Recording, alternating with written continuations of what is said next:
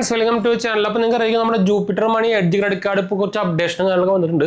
അതിൻ്റെ കറക്റ്റായിട്ടുള്ള official notification കാര്യങ്ങളൊന്നും വന്നിട്ടില്ല. അപ്പോൾ അതുകൊണ്ട് ഞാൻ അതിൻ്റെ വീഡിയോ സെപ്പറേറ്റ് വരാനായിട്ട്. അപ്പോൾ നമ്മളിന്ന് പറയാൻ പോകുന്നത് ബെസ്റ്റ് 10 UPI ക്രെഡിറ്റ് കാർഡ്സ് 2020 കാര്യം നമ്മൾ പറയാൻ പോകുന്നത്. അപ്പോൾ നിങ്ങൾക്ക് ആക്ച്വലി ഈ ഇതിൽ പറയുന്ന ഏത് കാർഡ് വേണമെങ്കിൽ നമുക്ക് UPI ട്രാൻസാക്ഷൻ നിങ്ങൾ ക്രെഡിറ്റ് കാർഡ് ഉപയോഗിച്ച് നടക്കാൻ നോക്കുന്നുണ്ടെങ്കിൽ നിങ്ങൾക്ക് എടുക്കാവുന്ന കാർഡുകളാണ് നമ്മൾ പറയാൻ പോകുന്നത്. ഇപ്പോൾ ഇതിൽ ആക്ച്വലി ലൈഫ് ടൈം ഫ്രീ കാർഡുകളുണ്ട്, ചാർജബിൾ കാർഡും ഉണ്ട്, അതുപോലെ തന്നെ മൾട്ടിപ്പിൾ എന്താ പറയുക കോർപ്പറേറ്റ് കാർഡുണ്ട്, ഡയറക്റ്റ് കാർഡുണ്ട്, എല്ലാ സംഭവങ്ങളും നമ്മളിതിൽ പറയുന്നുണ്ട്. എന്താ വെച്ചാൽ നിങ്ങൾക്ക് അറിയാം ഇപ്പോൾ ഇഷ്ടം പോലെ സൈബർ ക്രൈം നമ്മളിപ്പോൾ നമ്മൾ എന്താ പറയുക ക്യാഷ് റിസീവ് ചെയ്യുന്നത് ഇപ്പോൾ ഏത് അക്കൗണ്ടിൽ നിന്നൊക്കെ വരുന്നത് നമുക്ക് പറയാൻ പറ്റില്ല. അപ്പോൾ അതുകൊണ്ട് തന്നെ നമ്മുടെ അക്കൗണ്ടിൽ ഇപ്പോൾ നമ്മൾ ട്രാൻസാക്ഷൻ ക്രെഡിറ്റ് ചെയ്താലും ഡെബിറ്റ് ചെയ്താലും നമുക്കിപ്പോൾ ഏത് ഫ്രോഡ് അക്കൗണ്ടിലേക്കാണോ പോകുന്നത് എന്നത് ഒരു സംഭവം നമുക്ക് അറിയില്ല.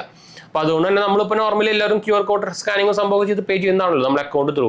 അപ്പോൾ പണ്ടും കുറേ പേർക്ക് ഇതേപോലെ പണി കിട്ടിയിട്ടുണ്ട്. നിങ്ങൾ ഇപ്പോൾ പ്രത്യേകിച്ച് മർച്ചൻസിനൊക്കെ അവർ വല്ലതിനും പൈസ അവർക്ക് QR കോഡായിട്ട് കിട്ടിയതായിരിക്കും. പക്ഷേ എന്നിട്ട് സൈബർ ക്രൈം ബ്ലോക്ക് ചെയ്യുന്നത് എന്താ വെച്ചാൽ ഇവിടുത്തെ സൈബർ ക്രൈം ചെയ്യുന്നവർ കുറച്ച് നോക്കി കഴിഞ്ഞാൽ ഒരു ഉടായ്പ പരിപാടിയാണെന്ന് വെച്ചാൽ അത് അതിൻ്റെ സോഴ്സ് അക്കൗണ്ട് ബ്ലോക്ക് ചെയ്യാണ്ട് അതിൽ നിന്ന് പോയ എല്ലാ അക്കൗണ്ടും മുമ്പാലും ബ്ലോക്ക് ചെയ്തുകൊണ്ടിരിക്കുകയാണ്.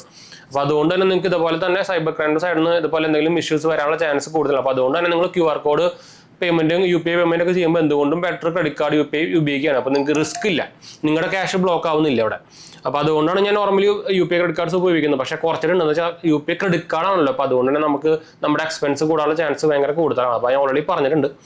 അപ്പോൾ എന്തായാലും നമുക്ക് ഇതിൻ്റെ ഡീറ്റെയിൽ ആയിട്ട് പോകുന്നതിന് മുമ്പ് നമ്മുടെ ചാനൽ ആദ്യമായിട്ട് കാണാൻ എൻ്റെ പേര് വെച്ചാൽ ഞാനൊരു ഫൈനാൻഷ്യൽ അനലിസ്റ്റ് ആണ്. അതുപോലെ തന്നെ നമ്മുടെ ടെക്കിലും ഫിനാൻസിലും എക്സ്പീരിയൻസിലാണ് ക്വാളിഫൈഡ് ആണ് കേട്ടോ. നമ്മുടെ എക്സ്റ്റേണൽ സർട്ടിഫിക്കേഷൻ ഡീറ്റെയിൽസ് ഒക്കെ നമ്മൾ ഷെയർ ചെയ്യാറുണ്ട്. അതുപോലെ തന്നെ നിങ്ങൾക്ക് ഡിസ്ക്രിപ്ഷൻ നോക്കിയാലും കിട്ടും. നമ്മൾ ഇൻസ്റ്റാഗ്രാം പേജിലും ടെലിഗ്രാം ചാനൽ അവൈലബിൾ ആണ്, നിങ്ങൾക്ക് അതിലും വേണമെങ്കിൽ മെസ്സേജ് ചെയ്യാം കേട്ടോ. ഫോളോ ചെയ്യാൻ മറക്കണ്ട. അപ്പോൾ എന്തായാലും നമുക്ക് പറഞ്ഞു പോകാം ഏതൊക്കെ ഞാൻ ആക്ച്വലി പറയുന്ന 10 ക്രെഡിറ്റ് കാർഡ്സിൻ്റെ കാര്യം നമുക്ക് പറയാം. 10 UPI ക്രെഡിറ്റ് കാർഡ്സിൻ്റെ കാര്യം പറയാം.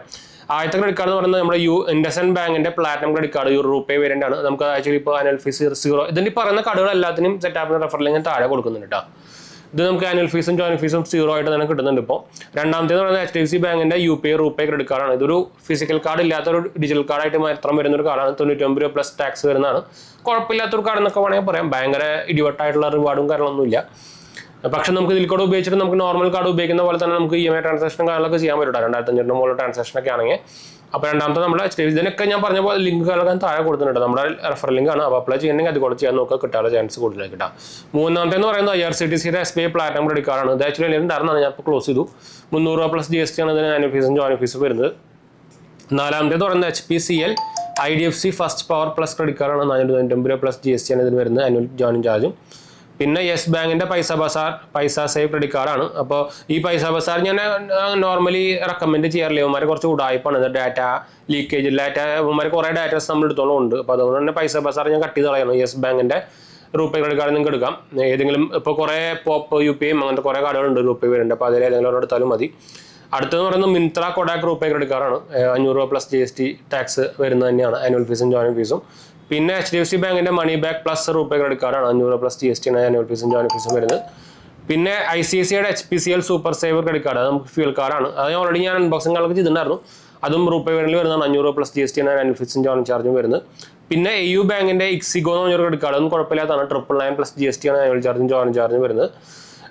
AU ബാങ്കിന്റെ പക്ഷേ നിങ്ങൾക്ക് അറിയില്ല, എല്ലായിടത്തും നമ്മുടെ കേരളത്തിൽ എല്ലായിടത്തും കിട്ടില്ല. ലാസ്റ്റ് പറയുമ്പോൾ നമ്മുടെ ടാറ്റാനുവിൻ്റെ infinity HDFC credit card. Tata Neu plus ആയാലും കുഴപ്പമില്ല കേട്ടോ.